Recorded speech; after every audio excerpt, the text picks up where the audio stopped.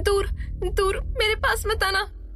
वो अजीब डरावनी छिपकली अब ठीक रानू के सामने पैरों के बल उछल हंसते हुए रानू को देख रही थी। पास मत आना कहते हुए छिपकली ने फिर अपनी लंबी जीभ निकालकर फुंकारा। पहली बार सामने एक बोलने वाली छिपकली देख रानू का पूरा शरीर सुन्न पड़ गया। उसकी जुबान मानो जम गई थी और चेहरे पर मोटी मोटी बूंदें पसीने की उभर आईं। करीब नहीं आना। छिपकली के चेहरे पर गुस्से की चिंगारियां बढ़ती जा रही थीं। फुंकारती हुई छिपकली रानू की तरफ अपने पंजे लिए वार करती हुई उछली। रानू चेहरे को ढकती हुई जोर से चीखी। इतनी तेज चीख सुन बाहर भानु भी परेशान हो उठा। वो दौड़ा। रानू, दरवाजा खोलो रानू। मगर भानु का दरवाजा खटखटाना ही था और वो दरवाजा अपने आप खुल गया। दरवाजे की चटकनी अपने आप उतर गई। सामने रानू अपने चेहरे को हाथों से ढके चीखे जा रही थी। बचाओ भानु, भानु। उसके बदन को ढांकती वो चादर अब भी उसके शरीर पर लिपटी हुई थी। भानु अंदर घुसा। रानू, रानू क्या हुआ? रानू ने अपने पति की आवाज सुन धीरे धीरे डरते हुए अपने चेहरे से हाथ हटाया। वो पर सामने छिपकली नहीं थी। दरअसल पूरे स्नान घर में अब रानू के अलावा कोई नहीं था। वो यही थी, वो छिपकली, वो मुझे मार डालेगी। कहते हुए रानू भानु से चिपक गई। वहीं भानु सारा माजरा समझ गया। रानू को कंधों से पकड़कर वो बोला, तो ये माजरा है। इस बार भी तुमने मुझे अच्छा बेवकूफ बनाया, मानना पड़ेगा। भानु को अब भी सब कुछ मजाक लग रहा था। नहीं, मैं सच बोल रही हूँ। वो बड़ी सी छिपकली, कांटेदार हरे रंग की, उसकी वो पूंछ। कहते हुए रानू ने नीचे देखा पर छिपकली की पूंछ भी अब वहां नहीं थी। अच्छा जी, तो मतलब ये भी तुम्हारी सोची समझी हरकत है, मुझे बेवकूफ बनाने की। तभी तो तुम दरवाजा खोल कर नहा रही थी ताकि मैं अंदर आऊं। भानु बोला। नहीं भानु, वो छिपकली। रानू ने समझाना चाहा पर भानु ने बीच में ही बात काट कर पूछा, तो फिर कहाँ है छिपकली? हाँ, देखो मैं समझ चुका हूँ, ये सब तुमने मुझे बेवकूफ बनाने के लिए किया था ताकि तुम डर के चिल्लाओ, दरवाजा खुला रहे और मैं अंदर आ जाऊं। पर एक मिनट, भानु ने अपनी भौहें तान कर कहा, कहीं मुझे अंदर बुलाने का कारण कुछ और तो नहीं? भानु चादर से झांकते रानू के उभरे शरीर को लालच से देखने लगा। वहीं रानू परेशान और डरी हुई थी कि आखिर कहाँ गई वो छिपकली। मैंने दरवाजा बंद किया था, यकीन करो मेरा। बस करो रानू, मैं तुम्हें आज से नहीं जानता, बस करो अब नाटक करना। भानु को अपनी पत्नी की बात पर यकीन ही नहीं हो रहा था। वहीं अपने पति को वो कैसे समझाए कि सच में वहां एक छिपकली थी। ये सोच सोच कर रानू की झुंझलाहट बढ़ती जा रही थी। मगर तुम्हारी इस शैतानी का जवाब तुम्हें जरूर मिलेगा, भानु ने छेड़ते हुए कहा।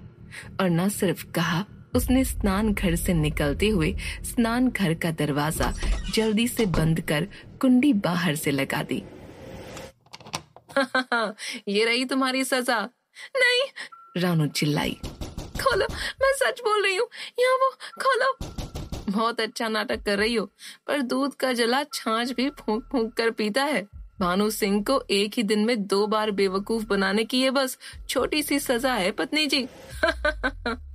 कहते हुए भानु आगे बढ़ गया।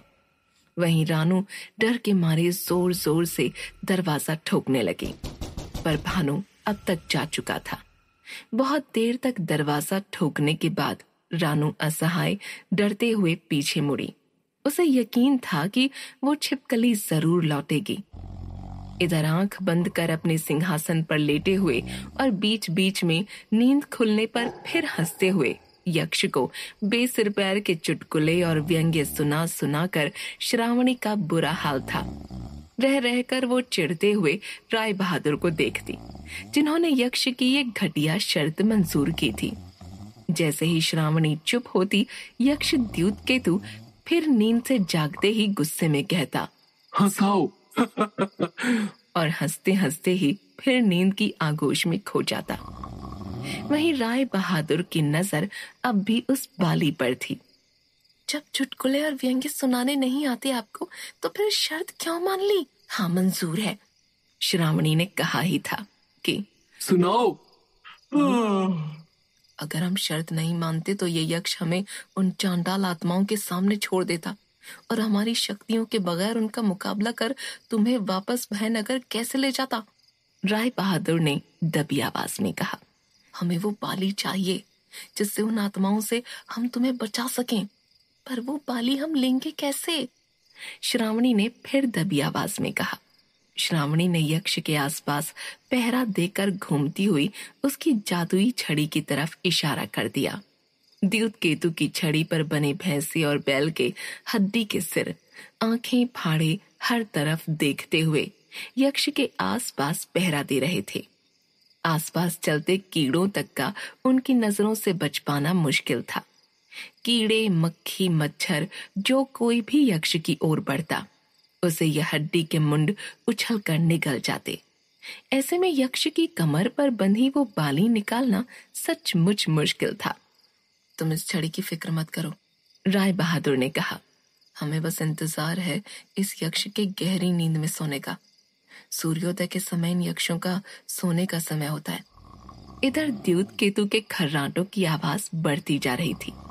पूरी गुफा में उसके तेज खर्राटों के कारण कंपन होने लगा था। यही समय है, राय बहादुर ने कहा और धीमे से उठने की कोशिश की, मगर तभी जादुई छड़ी पलटकर राय बहादुर के ठीक सामने खड़ी हो गई और राय बहादुर को घूर कर देखने लगी। कभी भैंसे का सिर बड़ा होता हुआ राय बहादुर को घूरता तो कभी बैल का। नहीं, हम तो वो बस अपनी कमर का अंगोछा सही कर रहे थे। बहाना बना कमर पर बंधा अंगोछा ठीक करते हुए राय बहादुर फिर नीचे बैठ गए। ऐसे निकलेंगे हम यहाँ से? श्रावणी ने ताना कसा। देखो, मैं कोशिश कर रहा हूँ। अपनी ताकत के बिना आप नहीं लड़ पाएंगे ना इस यक्ष से? मतलब मैं बस पूछ रही हूँ। इस पर राय बहादुर ने श्रावणी को घूर कर देखा। माफ करना, वो यक्ष को चुटकुले और व्यंग्य सुना सुना के यही सब निकल रहा है मुंह से, श्रावणी ने सहम कर कहा। सच में श्रावणी की हालत खराब थी। गर्मी से उसका चेहरा लाल पड़ गया था, बाल पसीने की वजह से चिपक गए थे और व्यंग्य सुनाते सुनाते उसके होंठ और मुंह सूख चुके थे। राय बहादुर फिर बड़ी सावधानी से छड़ी के मुड़ते ही जमीन पर बैठे बैठे ही यक्ष की तरफ सरके। छड़ी फिर पलटी, पर तब तक राय बहादुर स्थिर बैठे यहाँ वहां अनजानों की तरह देख रहे थे। छड़ी फिर पलट गई। राय बहादुर फिर यक्ष के करीब खिसके। छड़ी फिर पलटी, पर फिर राय बहादुर स्थिर बैठे अपने अंगूठे को ठीक कर रहे थे। छड़ी शक की नजरों से राय बहादुर की ओर बढ़ी। जमीन पर राय बहादुर के सरकने के निशान साफ दिख रहे थे। छड़ी के देखने से पहले ही उन निशानों को श्रावणी ने अपने घाघरे से घेर कर ढक लिया, मगर छड़ी अब राय बहादुर के आसपास घूमने लगी। राय बहादुर फंस चुके थे। तभी श्रावणी ने होशियारी दिखाते हुए पास पड़े एक छोटे पत्थर को उठाया और उसे विपरीत दिशा में फेंक दिया। पत्थर की आवाज होते ही छड़ी हवा में हिनहिनाती हुई उस ओर दौड़ी और अंधेरे में कहीं खो गई। श्रावणी ने फिर तंज कसते हुए कहा, देखा, बगैर किसी जादुई शक्ति के किया मैंने ये। राय बहादुर ने फिर श्रावणी को घूरा, जिस पर फिर श्रावणी ने वही बहुत समय से चुटकुले और व्यंग्य सुनाने वाला बहाना सुना दिया। राय बहादुर ने अब बगैर समय गंवाए तेजी से यक्ष की ओर दौड़ते हुए उस बाली पर हाथ झपटा, मगर जैसे ही राय बहादुर का हाथ यक्ष के करीब पहुंचा, यक्ष गायब हो गया। राय बहादुर जमीन पर धप्प से आ गिरे, तो वहीं यक्ष अब ठीक श्रावणी के पास जमीन पर लेटा नींद में खर्राटे ले रहा था। श्रावणी डर से चीखने वाली थी, मगर कुछ सोचकर शांत हो गई। राय बहादुर हैरान थे कि ऐसा हुआ कैसे। मगर तभी अंधेरे से छड़ी वापस बाहर आ निकली। उसी ने राय बहादुर को झपट्टा मारते देख यक्ष को अपनी जगह से गायब कर दिया था। छड़ी पर अच्छे कामों का निशान बैल शांत था, तो वहीं बुरे कामों का निशान भैंसा गुस्से में तेज सांसें ले रहा था। मैं तो राय बहादुर कुछ बहाना सोच रहे थे, पर उन्हें कुछ न सूझा। वो फंस चुके थे। तभी श्रावणी जोर जोर से हंसने लगी। बेवकूफ छड़ी। श्रावणी छड़ी की ओर देख हंसने लगी। छड़ी और राय बहादुर दोनों ही इस पर हैरान थे। वहीं श्रावणी ने बड़े आराम से उसके पास सो रहे यक्ष की कमर से अब वो बाली निकाल ली और उसे पहनने लगी। छड़ी पर बना भैंसा खुद की बेवकूफी पर मुंह छुपाने लगा। वहीं राय बहादुर तुरंत उछले और श्रावणी के हाथों से वो बाली छीनते हुए उसे खुद पहनने लगे। इस बार छड़ी और श्रावणी दोनों हैरान थे। ये क्या कर रहे हो आप? श्रावणी ने चिढ़कर पूछा। उन आत्माओं से बचने के लिए बाली मुझे चाहिए। पर राय बहादुर ने इसका कोई जवाब नहीं दिया और बाली पहन ली। ओह, समझ गई। खुद यहाँ से निकलना चाहते हो बाली लेकर? मुझे यहीं छोड़ देना चाहते हो? धोखेबाज हो आप राय बहादुर। मुझे तो पहले ही आप पर यकीन नहीं था। श्रावणी ये सब बोल रही थी। वहीं राय बहादुर बाली पहनते ही अब पूर्ण विश्वास के साथ उस छड़ी के सामने जा खड़े हो गए। मेरी शक्तियां जरूर इस जंगल में कम पड़ गई हैं, मगर इस बाली की नहीं। छड़ी ने भी गुस्से में हिनहिनाते हुए राय बहादुर की तरफ देखा। राय बहादुर, बाली दो। थकान और उल्टे सीधे चुटकुले सुना सुना कर श्रावणी के दिमाग का पेंच थोड़ा थोड़ा हिल गया था। अगर तुम्हें सिर्फ तुम्हारी पड़ी है तो मुझे भी मेरी पड़ी है। अगर मैं यहाँ से बाहर नहीं निकली तो तुम भी नहीं निकल पाओगे। राय बहादुर हैरान खड़े थे। वहीं छड़ी श्रावणी का गुस्सा देख कुछ सहम गई। क्या कर रही हो श्रावणी?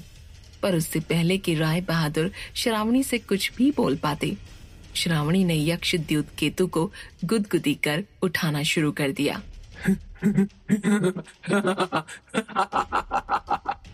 नहीं श्रावणी, ऐसा मत करो।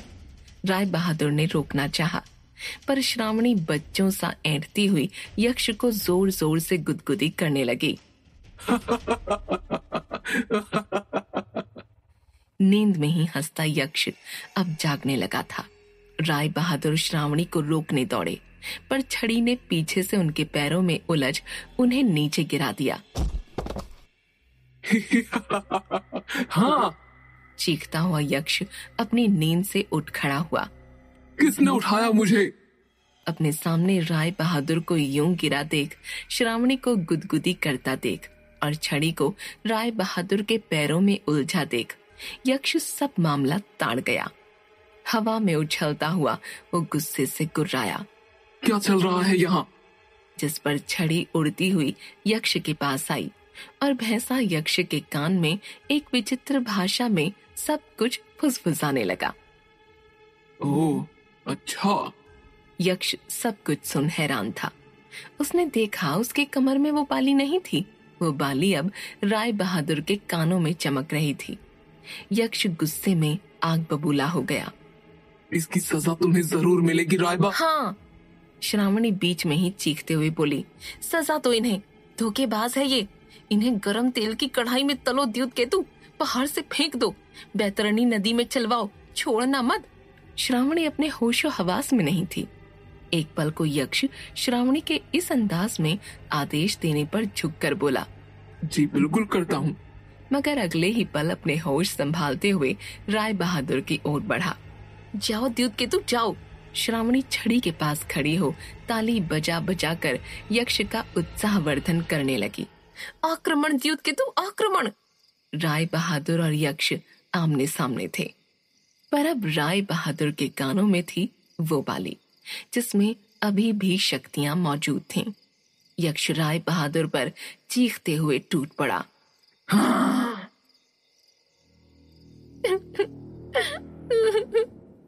इधर रानू ने डरते हुए स्नान घर में हर तरफ देखा, मगर वो डरावनी छिपकली कहीं नहीं थी। रानू का डर अब भी वैसा का वैसा ही था। रानू फिर चीखी, भानु दरवाजा खोलो। पर भानु मुस्कुराता हुआ फिर बोला, नहा लो पहले पत्नी जी, अब उसके बगैर तो मैं दरवाजा नहीं खोलूंगा। मुझे पता है, वरना तुम मुझे फिर बेवकूफ बनाओगी। समझ क्यों नहीं रहे तुम? खोलो, रानू ने रोते हुए कहा।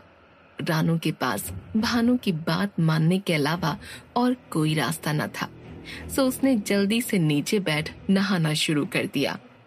हर तरफ देखते हुए अपने शरीर पर बंधी चादर को रानू ने खोला कि कहीं वो छिपकली फिर न आ जाए। मगर जैसे ही रानू ने चादर खोली, छिपकली कहीं और नहीं बल्कि उसकी चादर के अंदर उसके उभरे वक्षों पर बैठी थी। इस बार उसका रूप बहुत छोटा था। रानू को देखते हुए एक से दूसरे वक्ष पर उछलती हुई वो फिर उसी डरावनी आवाज में बोली, मैं यहाँ हूँ रानू।